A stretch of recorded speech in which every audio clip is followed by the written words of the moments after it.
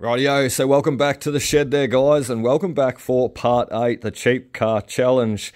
As you've seen in round 7, our last video, we managed to get the car into the shed here and we managed to service it, dropping all the oil, changing all the filters, especially the fuel filter.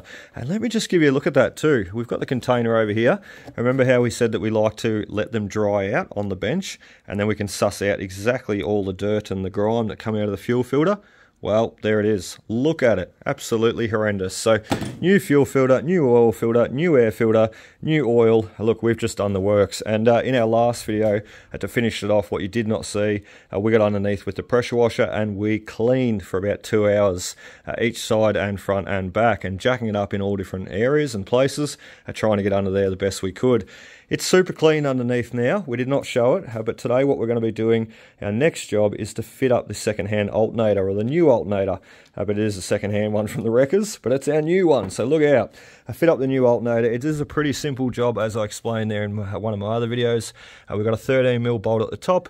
We've got a 13mm bolt hiding down below there that pivots the alternator over. We've got a 13mm power wire around the back here which we need to disconnect, but not without disconnecting the power wire from the battery, because otherwise it'll arc itself out on the motor and will cause damage. We also have two 10mm bolts here to take, just for this bracket supporting the alternator. First we've got to drop the drive belt, and that's pretty simply done. As I said, you can put a 15mm on the tensioner there and pull it down. I end up just grabbing hold of the bolt and pulling the belt off that way, so which we'll give you a look as we go. One thing we're just going to show though before we get started on that, with the alternator there, here comes the rain too. It's been 33 degrees today, so super hot day, but we're just starting to get a storm coming in, so it's going to cool everything off. So 12.8 we're showing on the multimeter right now. That is a fully charged battery. We've had him on the battery charger overnight, and that is also the original battery that come with this car. And what's going to happen though, remember this alternator caught on fire in our first video when we first picked the car up off flip.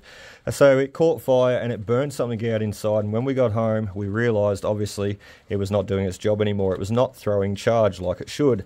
So 12.8 there, what's going to happen when we start the car, it's going to suck a bit of life out of that battery there, and it's going to drop in volts.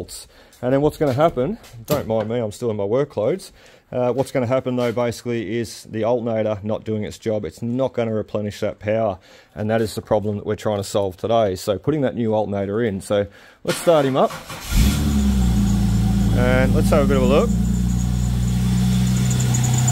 So as you can see, it was 12.8 there before, and now we've got 12.1.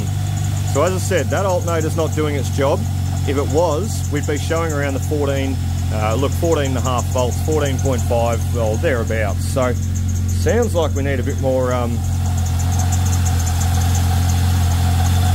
tea light candle, a bit more wax on that drive belt to quieten him down. So anyway, let's put the alternator in, the brand new alternator. And look, it's got a nice bearing in it as opposed to this one, which sounds a little bit noisy, so it might actually take away a bit of that grinding, plus charge the battery as we go. Let's get started. Alright, we've got you on the tripod. Let's make a start. We'll throw the magnet tray up there. The first thing we're going to be doing is removing that belt. As I said, you can put a 15mm socket and a bar on the tensioner pulley there.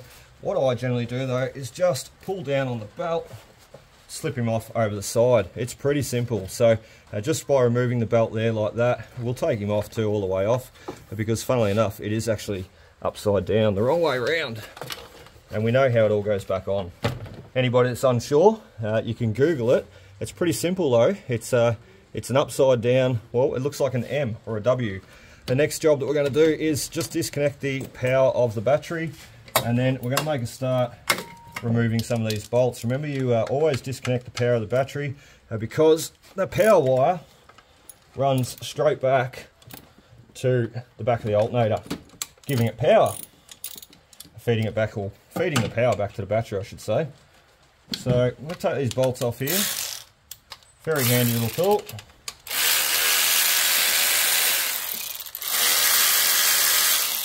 I actually, this here, I mean, I bought all my tools, but that right there, we actually had a very, very busy week at work one week, and look, we're a man down, and we had to get through all the jobs, all the work that we had to do in the workshop.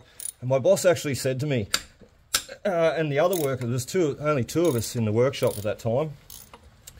And at the end of the week, look, he was nearly going to cancel a lot of cars and cancel a lot of the services and bookings that we'd had out.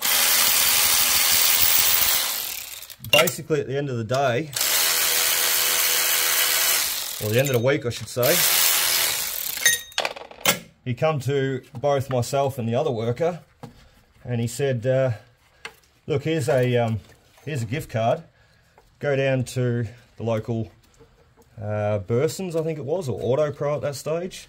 And he said, "Look, go grab yourself whatever you want and book it up to the value of around $500.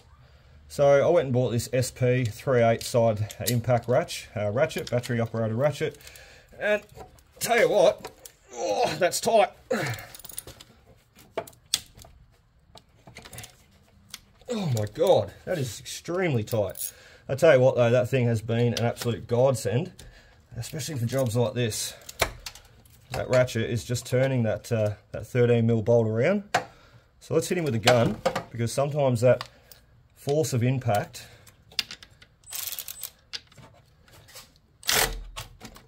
it's not going to do it. Sometimes that force of impact will break the bolts off. He's actually twisting the power wire on me, which I hope it doesn't break. So anyway, let's get the Ryobi going on. It's got a bit more torque, and see how that goes.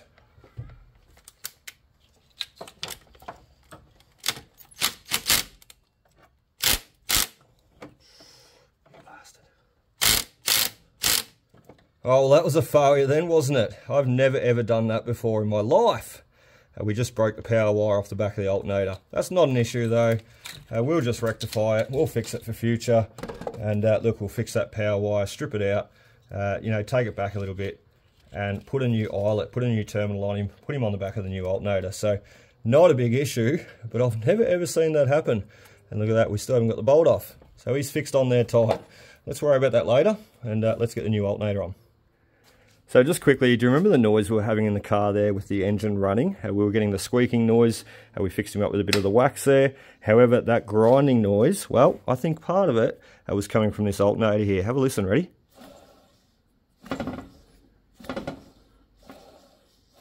Hear it? Now let's give you a listen to the new one. Sounds a lot better. This one doesn't free spin as well either, so I think the bearing, it's got a bit of movement in there too. Yeah, look, I think this one's going to be a lot better and a lot quieter. And as I said, hopefully it does the job. It charges that battery. Let's put you back on the tripod. Let's fix that power wire and let's give it a go. All right, we've managed to fix the power wire that we busted there before. And as I said, I've never seen that happen. So that is a first for me. So let's hook him up. We've still got the power off the battery disconnected from the car. So let's hook him up, we'll put the bolt on there, it said new terminal. We're good to go for future, and we're going to test out this alternator and see if it's going to do the job that we need it to do. Where's my tools? What do I need? 13. I've lost my socket.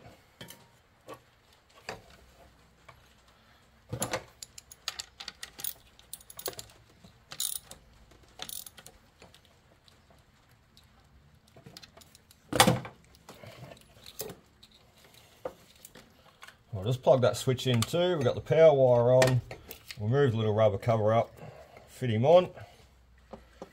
Looking good. And we just put the first bolt in. Both same size, you can't muck them up. Just put him in a little bit and then roll the alternator around. Line up your bottom one, which goes through part of your heater core housing. So all good to go. Give him a nip up. We're going to see if this alternator works in less than 10 minutes.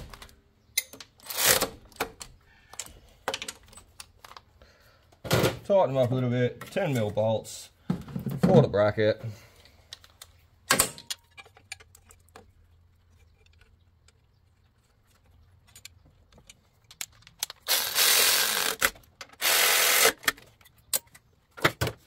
Alright, so I think we're ready for the big test. Let's just move these LED lights. I just sort of had them set up there, poking through the windscreen wiper, the windscreen washer tubes.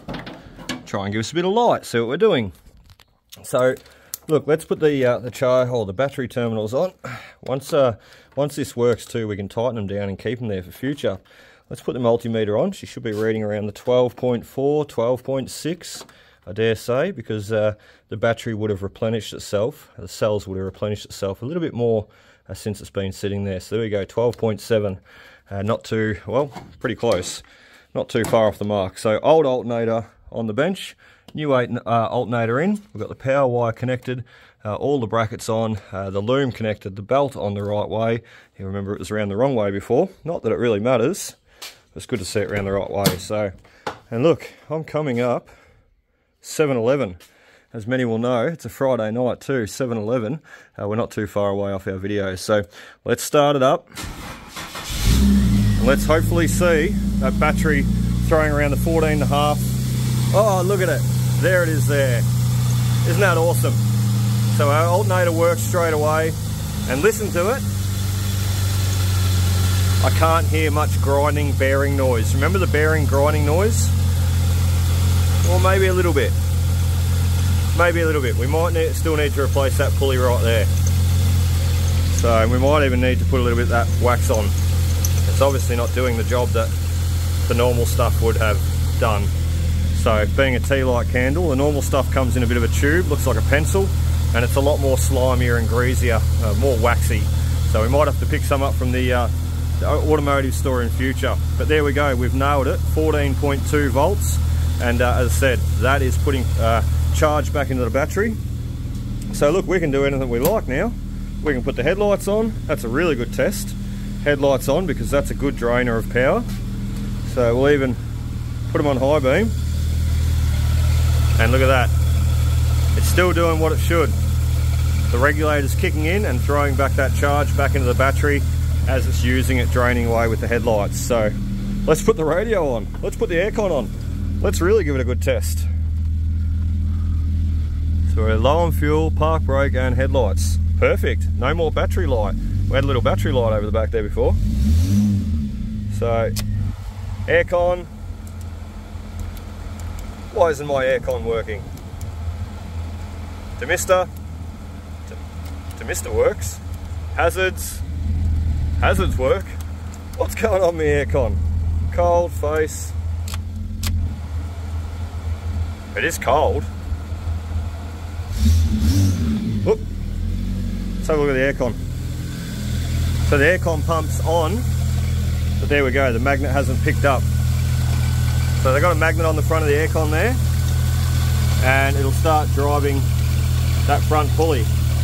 I shouldn't really touch it, because if it grabs and picks up, I'll be in trouble. It'll start spinning just as quick as the pulley behind it. So there we go. We may have an issue with the air conditioning right there, just seeing that.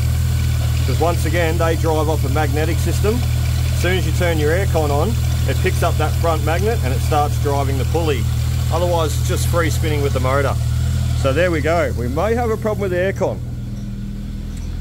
Let's have another look. It might just be a fuse. You are not working. So there we go. We might have to open the kick panel up. It may be a fuse. Popped an air conditioned fuse. It would be nice to have aircon for future though, wouldn't it? Power! Power on, power off, power on. I love this car. Awesome. Alright, that's about enough for us today there, guys. We've done the alternator. We've fixed our problem. The next problem will probably be fuel we need to get.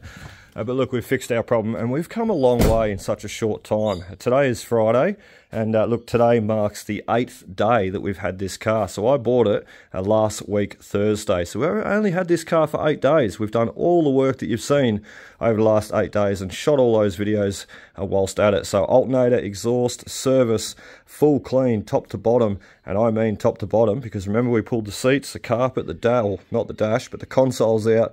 We pulled everything out and put it all back together, and not to mention cleaned it whilst it was out. So look, we've really went to town on this car and I've really enjoyed every step. I'm still not sure what I'm going to do, keep or sell it. However, it's coming a long way, and look, everything on it is almost back to brand new, running perfect. So we still need to get 2 new tyres and do a little bit more work, including a cut and polish. I know it's not going to get rid of all that clear coat peel. However, Look, we'll do a cut and polish and see how good we can get it to come up for future.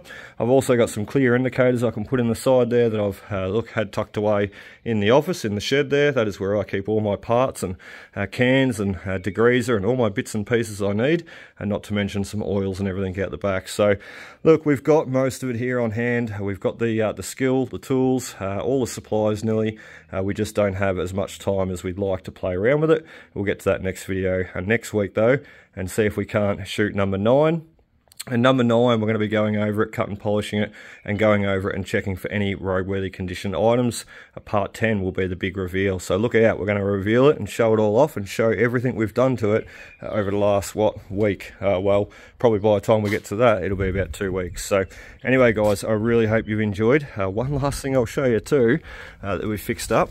We've went and bought those exhaust rubbers. So can you see those exhaust rubbers under there? We've got brand newies, and they cost me about $6 each.